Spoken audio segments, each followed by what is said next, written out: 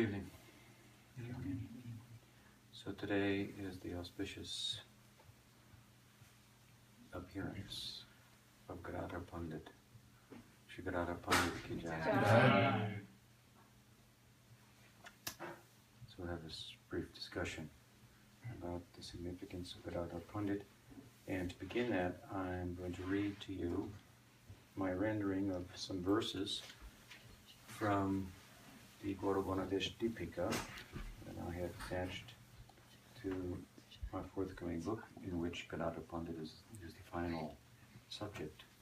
The very final section of the book, which deals with the Mangalacharan of the Chaitanya Charitamrita, in which the Panchatattva, the five truths that combined constitute the entirety of the avatar of Chaitanya Mahaprabhu. Chaitanya Mahaprabhu, along with Nityananda Prabhu, the truth of his expansion, Advaita, the truth about his avatar, Tattva, and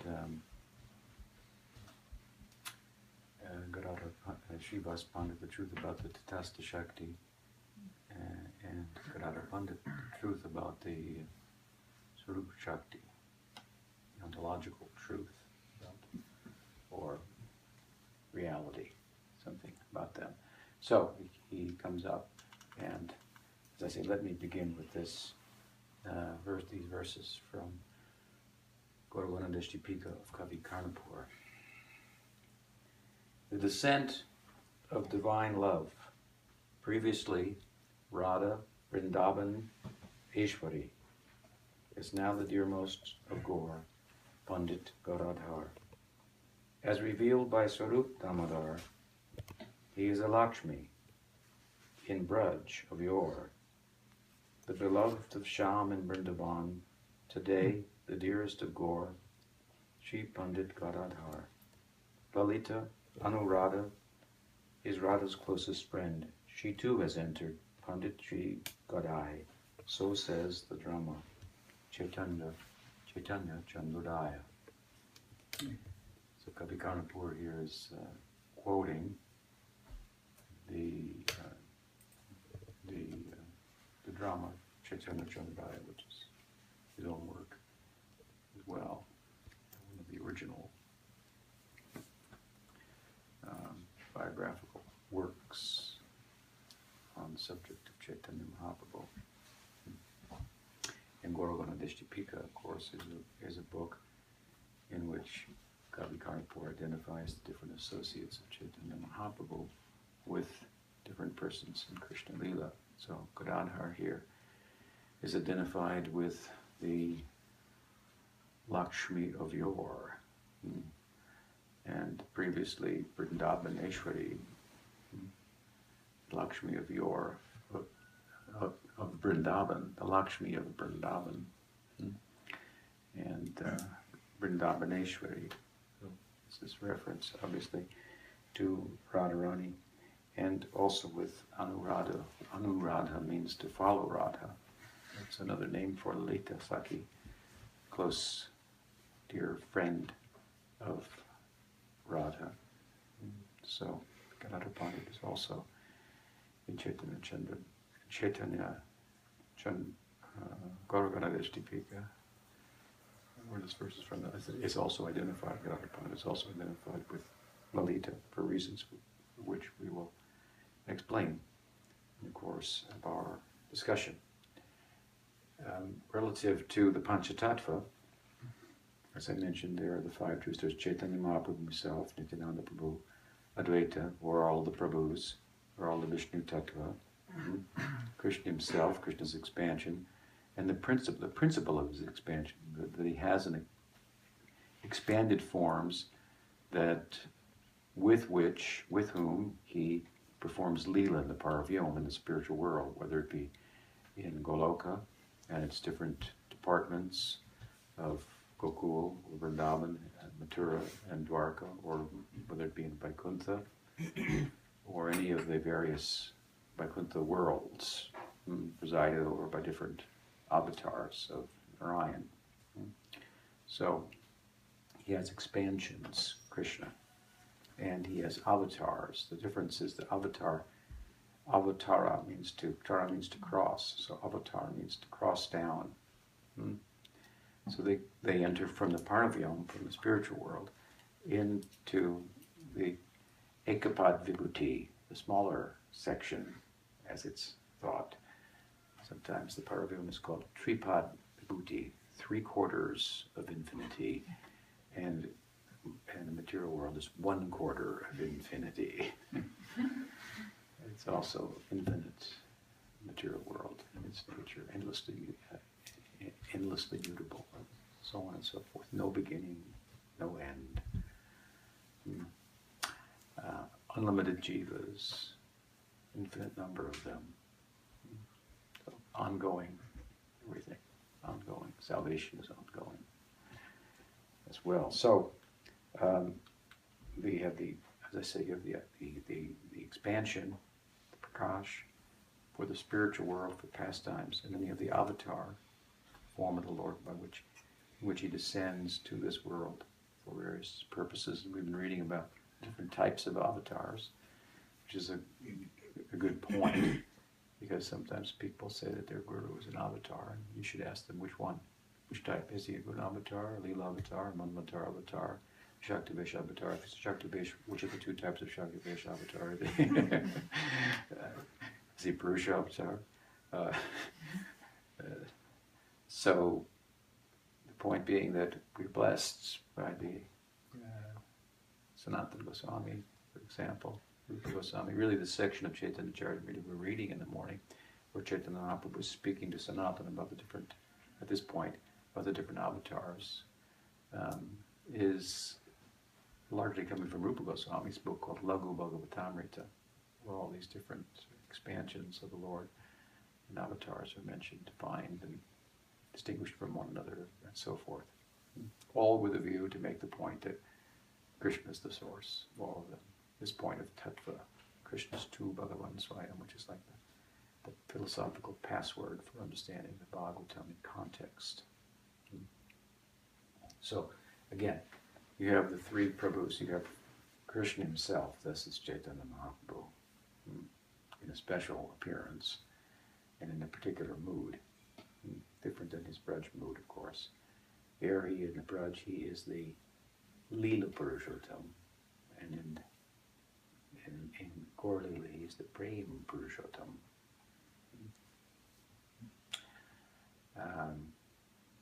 Significant difference there. And so you have Krishna in the form of Chaitanya Mahaprabhu, the one truth, and then you have the expansion represented by Nityananda Prabhu, who is Balaram. His first expansion for Leela in the spiritual world, in Raj.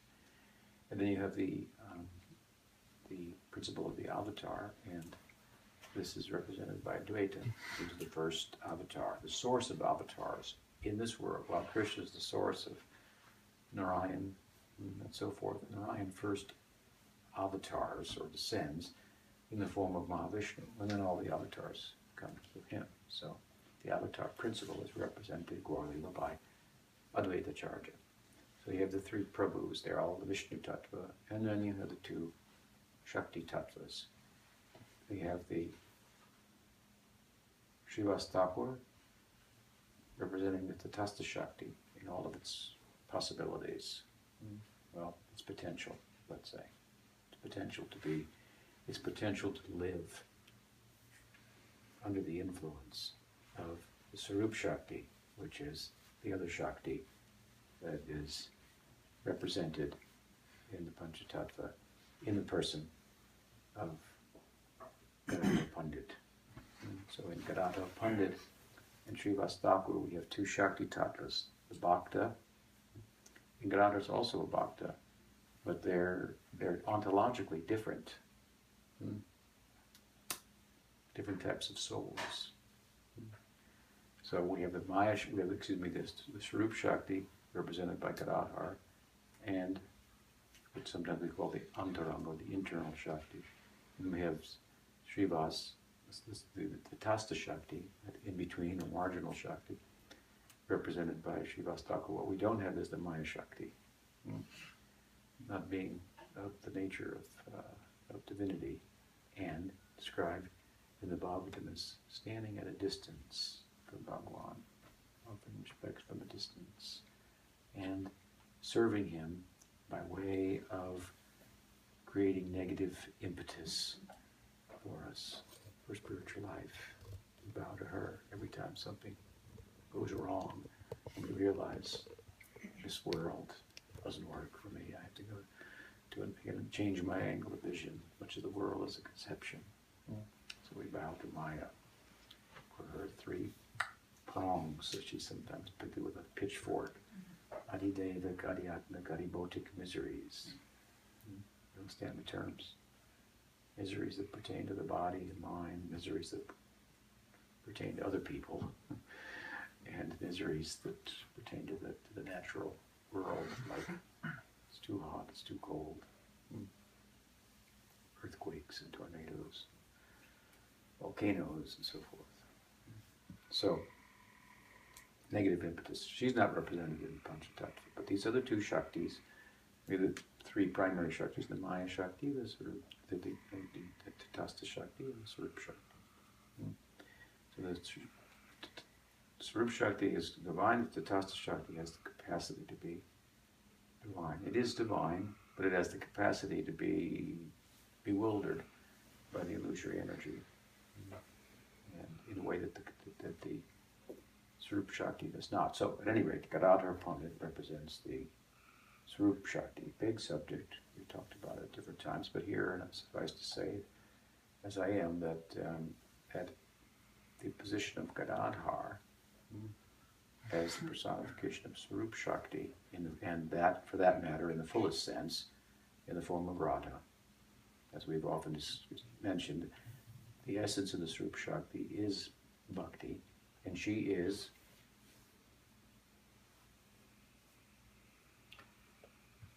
Bhakti Devi, so the goddess of Bhakti. We should note, however, that when we speak of this internal energy, Swarup Shakti, and Radha being the full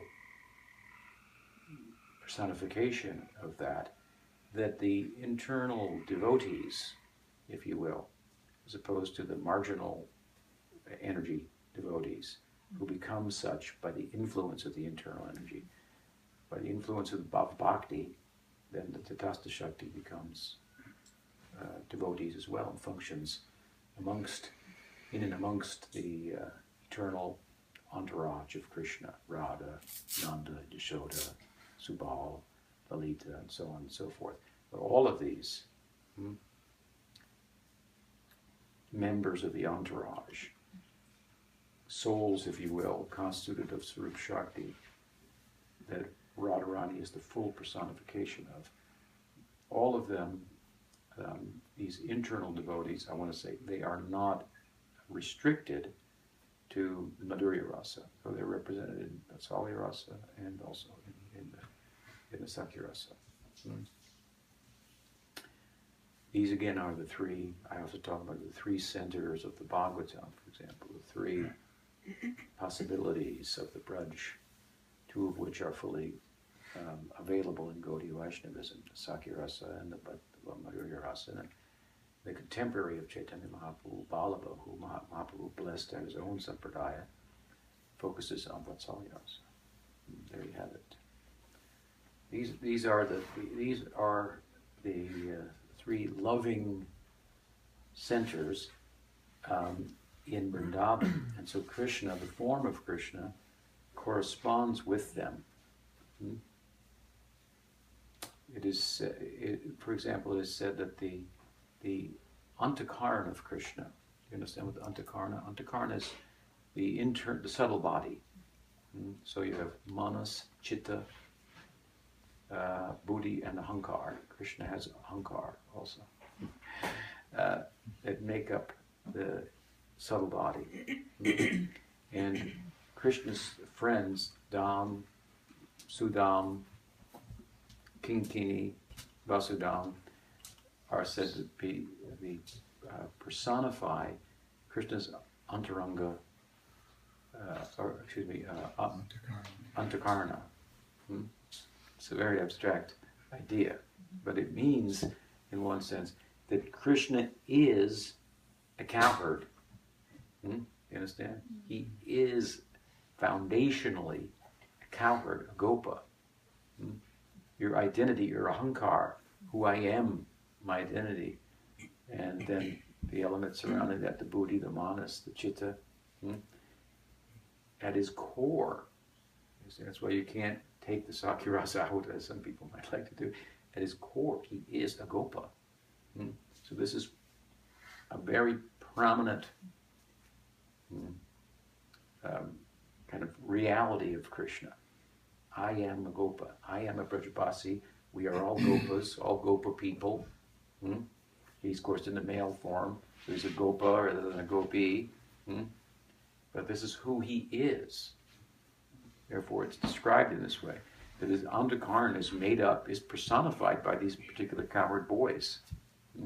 One is his intelligence, one is his ahankar, his ego, one is his chitta, and one is his manas. Now the other thing that Krishna is what? He's also the son of Nanda and Yashoda. Like, you can't change that. You grow up, you become friends with someone, you run off with a girl. It doesn't change the fact that you are the son of such and such mother and father. And of course, sometimes you want to forget that, but not in Golok. Such a good mother, such a good father as Nanda and Yashoda cannot be found in this world. Therefore, it is strongly advised by Mahaprabhu, make Nanda Maharaj your father. Make Yashoda your mother. This is the beginning kind of identification, if you will. If you want to take birth in the Braj and have a gopa or a gopi form, you have to have parents.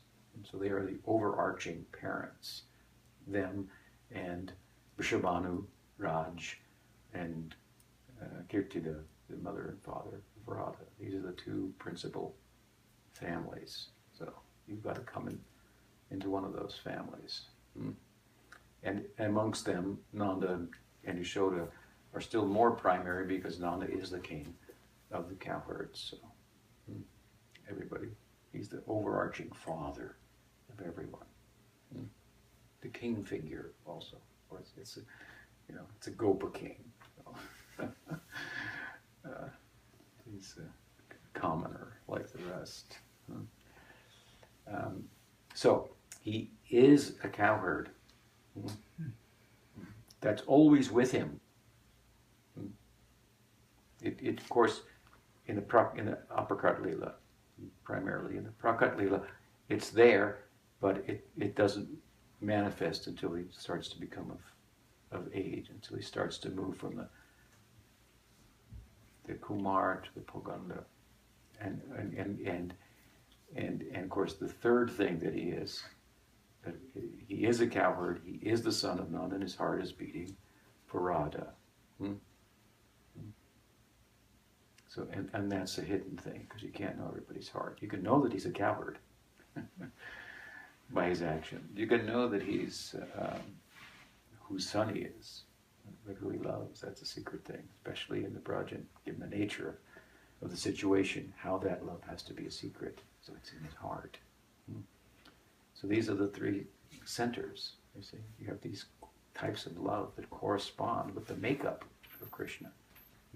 Samtakarna, his birth, if you will, his lineage, his parentage, which is indelible,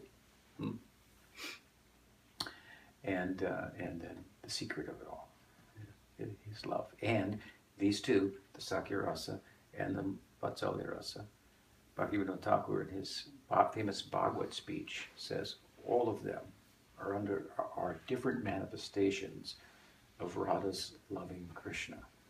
Very nice. Right? Because she is Bhakti Devi. She is the Hladini Shakti. She presides in an overarching way the entirety of the Sarup Shakti, while Baladev presides over the Sandini, Vasudev Krishna over the Samvid, and Radharani over the Hladini. In another sense, Krishna is the Swayam Bhagavan, and Radharani is Swayam Shakti. Swayam Shakti. So he's the original fountainhead of all divinity, all the Vishnu Tattva, and she is the fountainhead of all the Shakti. So wherever Krishna appears in different forms, he's got a Shakti, right? With Narayan, it's Lakshmi. With Ram, it's Sita, and so on and so forth.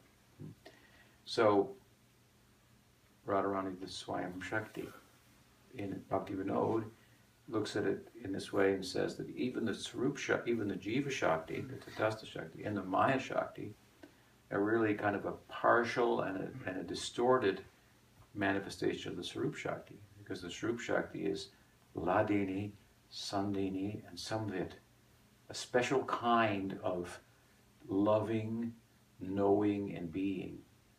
It's a kind of loving, knowing, and being that's even different from the loving, knowing, and being that's inherent in Krishna's Swarup, his form.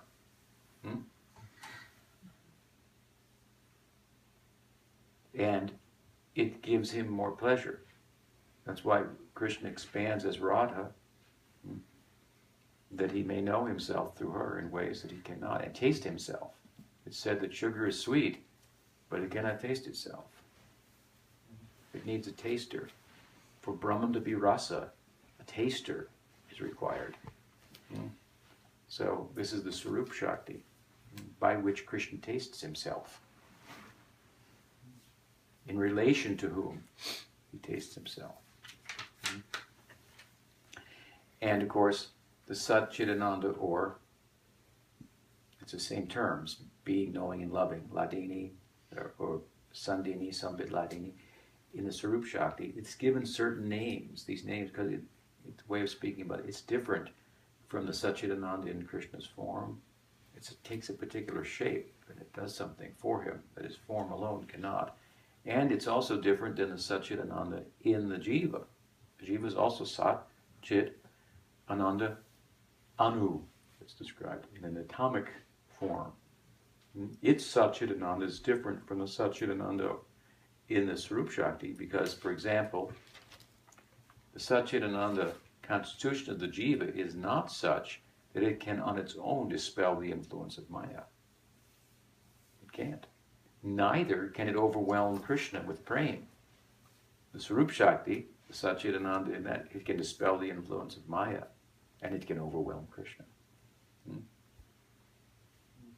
But Bhaktivinoda Thakur is saying in an overarching sense, he says, well, you have the original Shakti, is the Sarup Shakti, and so it's constituted of special Satchidananda, special being.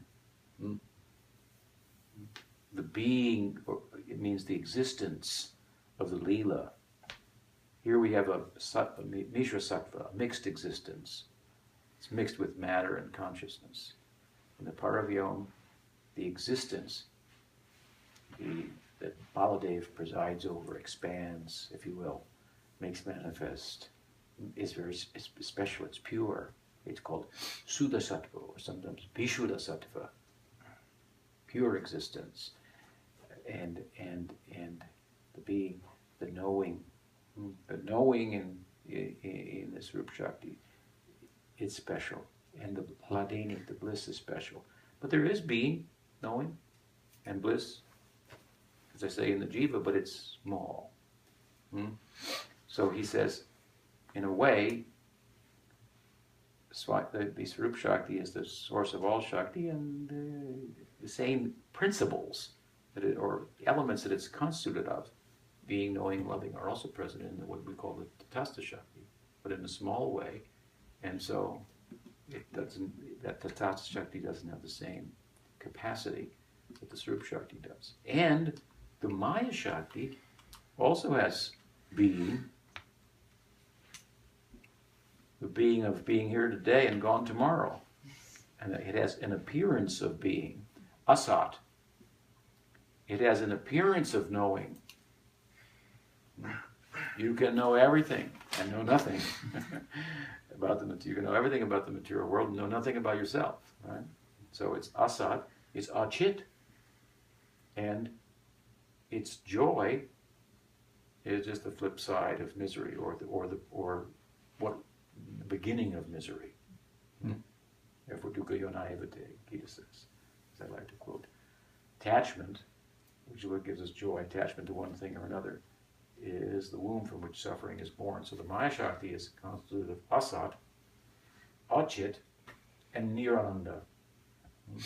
But there's a correspondence between that and Sat Chidananda and the super Sat Chidananda of Sandini, Sambit, and Hladini. So he makes this kind of, where he explains these different primal principal Shaktis in this way. So, here we're talking about the Swarup Shakti itself, personified as Gadadhar Pandit, and it's different than the Tatastha Shakti.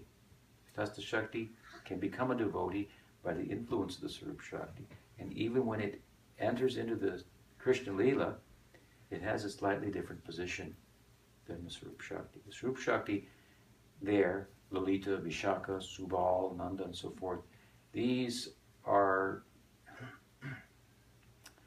the Ragatmikas, the persons in whom Rag is inborn, who Raganuga means to follow the Rag, so it means to follow them. So when we enter into the spiritual world, we follow them. Our Gurudev represents one sector there. We follow into that sector. We have a role. We don't. It's not like we sit in the back of the bus or something like that, because we're different. But we are followers of good and generous leaders, and so there's a distinction then between the two Shakti tattvas of the Pancha Tattva, the Tatastha Shakti personified as Srivas, and the Swarup Shakti personified as Gadadhar Pandit. Gadadhar Pandit. And the full face, if you will, of the Swarup Shakti. Therefore, he's identified with Radha. We'll get to that more, but he was appeared in the world in Bangladesh, and his parents at some point, like Madhava Ghosh and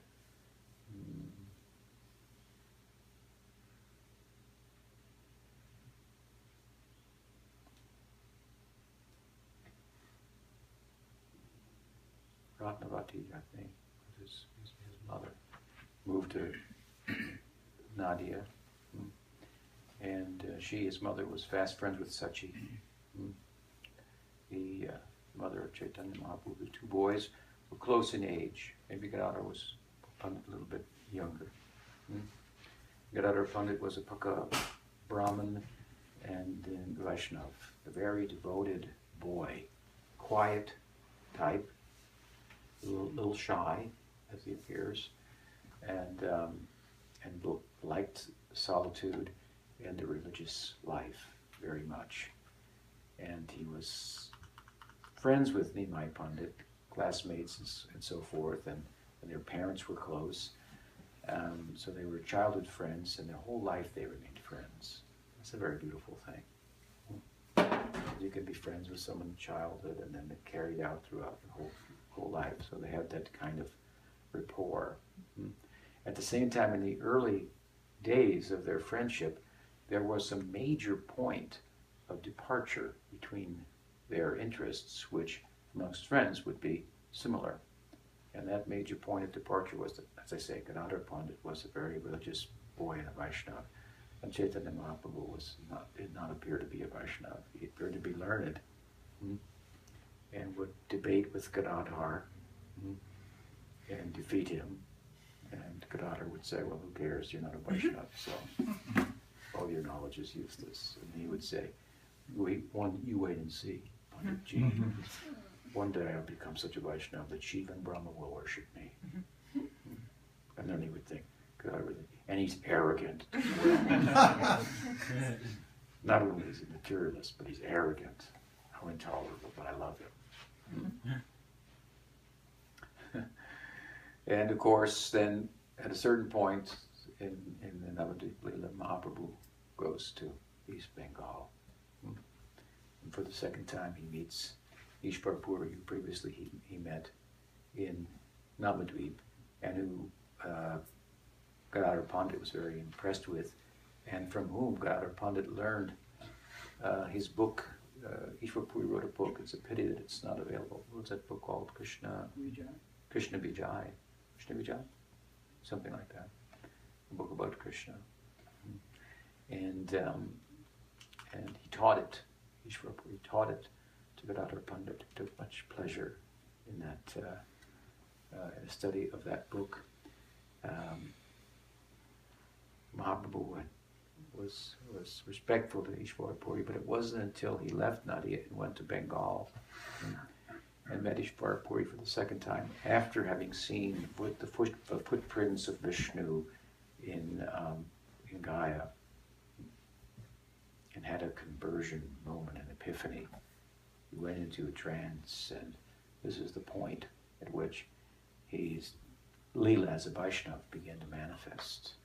And it was in a prominent way. He went to Ishvar Puri, served him, took initiation with him, and returned to Bengal, to Nadia, a different person, a changed person. They had thought amongst them, the Vaishnavas. They all loved him and hated him at the same time. They loved him but hated the fact that he was not a devotee, that he was arrogant. It's very amazing to think about that you could really be attached to someone and even love them dearly, but they're not a devotee, and they even are arrogant and so forth. But you just, you can't divorce yourself from them. Asat sanga tyag, e vaishnavachar. And this is the principle of bhakti, that you should avoid bad association. So somebody said to you, "Oh, I will become a devotee someday, and I'll be a bigger devotee than anybody in your whole mission." This guy's just too much. But they loved him. They couldn't give him up. And now he returns from what was ostensibly a tour to earn money for his household by teaching. He was a teacher, my Pandit, and turned into a devotee and made small of knowledge from there on out. This was so amazing to them, so heartening to them. But not only that, he's a new devotee. Nimai Pandit's become a devotee. The word started to ripple through Nadia after he returned. He came to the house of Srivas Pandit. There's a tree there. I forget what type of tree it is, but it has unlimited flowers. It's a Kalpa Vriksha tree in the courtyard, and all the devotees would come and pick flowers for worship. It didn't matter how many Vaishnavas came. They could pick flower from that tree. It always produce. And it was under that tree that a little council was held. The news had rippled in. Nimai Pandit has become a devotee. And he's at the house of Shuklambar. So there they went. And Gadadhar hid inside the closet. What was going to happen? He wasn't sure what it was about. He hid in the closet, and again, Mahaprabhu asked for kirtan. Kirtan began. Let it go. And he went mad. And he said he crashed into the pillar, one of the pillars of the house, and it broke, and he fell on the ground, and he was wailing. All these ecstatic symptoms over that. I mean, so he's a new devotee, but the measure of his devotion exceeds that of all the other devotees combined. So that's just astounding to them. And after he came to normal, semi-normal consciousness, and other devotees departed and he calmed down a little bit, he heard this weeping. He said, "Who else is here? Who has not left?" Open the door, there's Gadadhar Pandit, weeping and weeping in ecstasy. Nimai Pandit has become a Vaishnava. Now I have every reason to love him. I already did, but I have some excuse not to, and now it's gone. So they became such fast friends, even more at this point. And in his madness, one day, Chaitanya Mahaprabhu, in his own home was wailing, "Where is Krishna? Where is Krishna?" And Gadadhar came. Mother Sachi said, "I don't know how to deal with him in these circumstances when he gets like this. I don't know what to say to him. I don't know how to mother him." And Gadadhar Pandit took control of the situation, and he thought that, calm down, Krishna is in your heart. And Mahaprabhu then began to tear apart his heart with his fingernails. And then he said, no, and he grabbed his hands and stopped him and said, "He'll be coming directly. Calm down, he's coming soon, he's coming soon. He'll be here in a minute, don't do that." He won't like that if you scratch your chest like that. So he was able to pacify them. And Mother Sachi saw this in Gadadhar. Thought, he is the one who can protect my son from himself and his madness, the love of God. So she told him, "You will always stay with him." And they stayed together always, at all times, practically. They would sleep together at times. Gadadhar would pick flowers, make garlands for him. They were the fastest of friends in Nadia. There in Nadia, of course, Chaitanya Mahaprabhu is his own self entirely. He's Nimai Pandit. And he's Siddha in the Sadhaka Siddha Bhumi, in the land where Siddhas are playing the role of sadhakas. And he's tasting different bhavas at different times. He may taste the Radha Bhav. And Gadadhar and Pandit Gadadhar will manifest Lalita Bhav. And tender to him, as she in Krishna Lila knows so well how to do. But he will also manifest other bhavas, and Navadvip is a very extraordinary place. And Nimai Pandit Krishna, Chaitanya Mahaprabhu is himself, is our ideal to enter there, of course. But at a certain point, as we know, Chaitanya Mahaprabhu took sannyas and went to Puri, and that arguably to show us how to enter into Navadvip. His sannyas Lila gives the teachings, he sets an example of sadhana and so forth, that we don't find in the same way in Navadvip. And when he took sannyas, Gadadhar followed him. So Gadadhar was one of the four that accompanied him to Puri. And because Mother Sachi had ordained, if you will, Mahaprabhu put himself under the order of his mother even after taking sannyas. When he met her after taking sannyas at the house of Dvaita, he said, "What have I done in a moment of madness? How could I have left my mother and her husband? My father has already passed on and she's alone. What have I done? But what's done is done, son," she thought. But how to, now that the burden fell on her, not only was she in great emotional turmoil because her son had taken sannyas, but all of the inhabitants of Nadia as well. Sannyas means to leave your friends, family members, leave your home. And they knew him as a homebody, friend at home. And you can't just hang around with a sannyasi. And that's the part we like the most, right? But he has to have his own room. He eats a little separately. It's weird. Some distance is created. So this was a problem for all of them. But what's done is done. This was the Dharma. He had taken the vows, and so he couldn't be embarrassed before the wise people, the sages of the world, and give up his sannyas. But then, from the side of prema and bhakti, what about the devotees? Sannyas is not an anga of bhakti. It just doesn't fit well with bhakti, which is a family affair. Mahaprabhu took sannyas for purposes of preaching, which is about bhakti and making the whole world your family and so forth. But it was a Bhaktisiddhanta instituted the sannyas order and so forth. There is, of course, renunciation is important in bhakti. It's a byproduct of bhakti, but it's not the means. It's in mukti, it's part of the means, or in gyan, the pursuit of mukti is part of the means to become detached.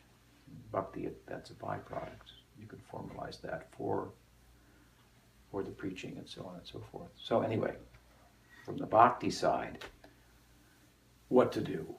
From the gyan side, it's glorious. He's become a sannyasi. From the bhakti side, it's like, that's horrible. Our hometown friend, our son, and so that's maybe the case, according to different relationships, has become a sannyasi. So she was asked to weigh in, and she did, and said that let him, instead of going to Vrindavan, which she was going to go to, which is far away from Bengal, she advised, let him stay in Puri. That's also a holy place. The deity of Jagannath is there. And Puri is like another room in the same house of Navadvip because it's not far. It's a 10-hour train ride. You could walk there in a month. I don't know. I don't know how long it takes to walk. Yeah, so they would go every year to the Rath Yatra, which was a common thing, to go to Puri for Rath Yatra. So there was this connection between Bengal and Mayapur and Chitra Dham, Jagannath Puri. So this was embraced by all the devotees. He can remain a sannyasi, but he will be in the vicinity. We'll hear about him. News will always be coming, and we can go and visit him. Of course, Mother Sachi couldn't go, but Chaitanya Mahaprabhu proved to her once, every day I come to your house and take lunch when you cook. That's another Leela. But in this way she harmonized, and when he left to go to Puri, then that way where he was going to stay. So Gadadhar Pandit went and took a vow to stay there. We call it Chaitra Sannyasa, a vow to stay in the Dham and never leave. And as a renunciate. Of course, Mahaprabhu did leave, and he didn't take Gadadhar with him. He went to the south for 2 years. He went to Vrindavan, especially when he went to Vrindavan. It was difficult. Gadadhar Pandit was ready to break his vow, his religious vow, to leave Puri to be with Mahaprabhu. Mahaprabhu said, for the sake of the public, this will not look good. I appreciate it. But we have a certain Leela here to teach the people. That won't be good. So he actually broke his vow, but not in a way that anybody would know. He went just beyond the borders of Puri, a couple feet or something like that. And Mahaprabhu said, no, you have to go back. Of course, Mahaprabhu, who is Krishna, he couldn't go to Vrindavan along with Radha. When he was going to Vrindavan, in the mood of Radha, to pursue Krishna. So there were rasic reasons why he had to stay back in Jagannath Puri, and there he did. And there, of course, this is the place where Chaitanya Mahaprabhu, in a systematic way, pursued the Vibhava, the person of Radha, to become Radha, if you will. As I've said before, at the end of Shikshashtaka, in the last verse, Krishnadas Kaviraj, when citing, explains, this verse is spoken by Radharani. It means Chaitanya Mahaprabhu has been successful. This is what Krishna came to do as Gaura Krishna. And the last verse of Shikshashtaka, it's done. The Leela's over. He's done it. There, in a systematic way, he pursued. And there, as he and shows us also the way for entering into Navadvip, the way for entering into Vrindavan. He does his Sankirtan Leela for many years, and then after the argument would be by example, after the purification of the heart and taste comes and attachment, he enters into bhava and he becomes more reclusive. His spiritual life becomes more internal, and so on and so forth. And as he does, there in Puri, Krishnadas Kaviraj identifies Gadadhar with Rukmini's bhava, which is now a step down from Lalita in a sense. And you have implications as Mahaprabhu is taking on the Bhav of Radha more and more. It's receding more and more from Gadadhar Pandit, who's getting out of the way to make it all happen. It's a very extraordinary idea. Chaitanya Charitamrita, the position of Gadadhar Pandit as Radha is not mentioned. The emphasis in Chaitanya Charitamrita is that Chaitanya Mahaprabhu is Krishna, and look closer, he's Radha. He's Krishna pursuing the mood of Radha, and he's successful in that ultimately. So he's more Radha than he is Krishna. He's Radha, Krishna combined. He is, what does it say in Ramananda Samvad? Mahabhav, Rasaraj, Mahabhav, Dui Ek Roop. These two, Mahabhav means Radha, Rasaraj means Krishna, Dui Ek Roop, these two in one form. That is Chaitanya Mahaprabhu. That's a very complex theological point to make, and he makes it in Ramananda Samvad at the end, conversation between Chaitanya Mahaprabhu and Ramananda Roy. And I reason that on top of that, make the point that Gadadhar is Radha is a little too much. How does that work? How can Chaitanya Mahaprabhu be Radha and Krishna combined, and Gadadhar, how can he be Radha at the same time? The simple answer is, a not so simple answer, is, I guess you should say, is that he is and he's not. He is Radha and he's not Radha. That needs to be explained, but again, in Chaitanya Charitamrita, this point doesn't come out.